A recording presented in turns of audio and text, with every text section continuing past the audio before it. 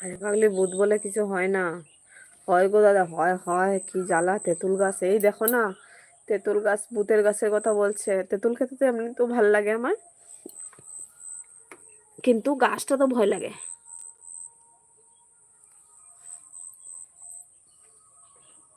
হ্যাঁ সত্যি বলছি। তোমার কি বলবো, শুভ ভাই, শুভ না, শুভ দৃষ্টি হচ্ছে যে, আমি ভাবলাম শুভ ভাই এসছে। বলছে কি, সঞ্জয় ভাই তোমার দাদাকে একবার সত্যি এরকম একটা কিছু একটা হয়েছিল। আমি তো এগুলো বিশ্বাস করি না, তাও কিছুটা বিশ্বাস হয়। আর বিশেষ করে না গ্রামে গঞ্জে এগুলো একটু বেশি হয়। হুম, ভূত তোমায় ধরবে। বলছে কি, তোমার দাদাকে একবার এরকম হয়েছিল, এটা বিয়ের আগের কথা। আমি ওর সাথে ফোনে লাইনে ছিলাম। আর তখন কি হয়েছিল জানো, কথা বলতে বলতে ও দুপুরবেলা কাজ থেকে চলে এসছে। ও কি করছে, কথা বলতে বলতে নদীর পাড়ে গেছে। নদীর পাড়ে গিয়ে দেখলো এখানে আমাদের পাশেই একটা তেঁতুল গাছ আছে, সেটা ভালো না। ওই গাছের নিচে গেল। সেই সময়টাতে কিন্তু তেঁতুল ধরার সময় না। ও গিয়ে দেখলো দুপুর তখন 1:30 না বাজে, না 12:30 বাজে এরকম হবে। তো ও গেছে, আমার সাথে কথা বলতে বলতে গেছে। তখন তো বুঝো না, বিয়ের আগে তো সবারই প্রেম, হাই হাই প্রেম, কোথায় একটু নিরিবিলি জায়গা পাবো আর গিয়ে বসে কথা বলবো, এরকম একটা ব্যাপার থাকে।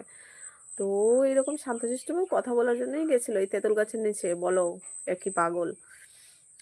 যাওয়ার পরে ও বলছিল এই একটা তেঁতুল পেয়েছি, আমি খাবো খাবো এরকম করে বললো। আমি বললাম না না, তুমি মুখে দেবে না।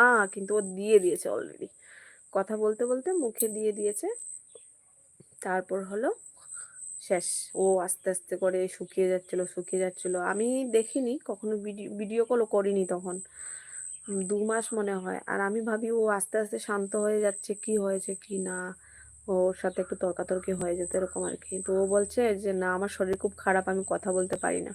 আর সব সময় ও না শুধু চুকা জিনিস খেত। সত্যি বলছি, ভাত খেত না। তোমার তেঁতুল খেত, চালতা খেত।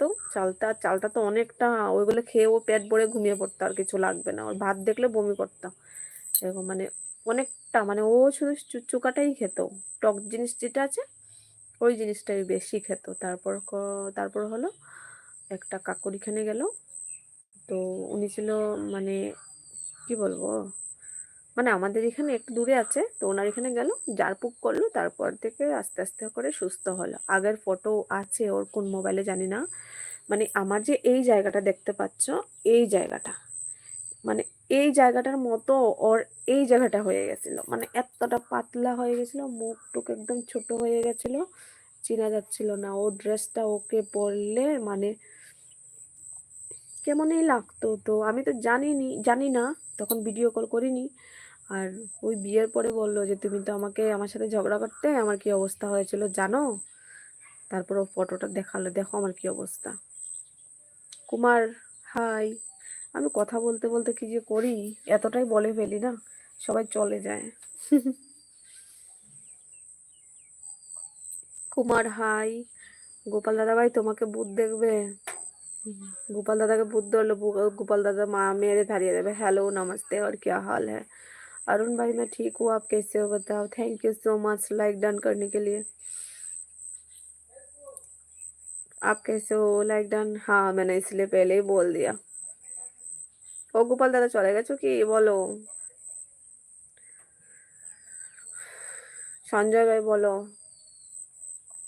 কবে তুমি আবার কাজে ফিরবে, তোমার রিটার্ন টিকিট কবে।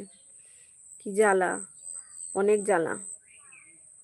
हम भी ठीक है। अच्छा, आप भी ठीक है, बहुत बढ़िया है।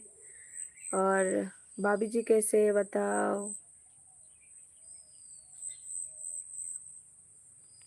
हमारे यहाँ धूप कितना है देखा।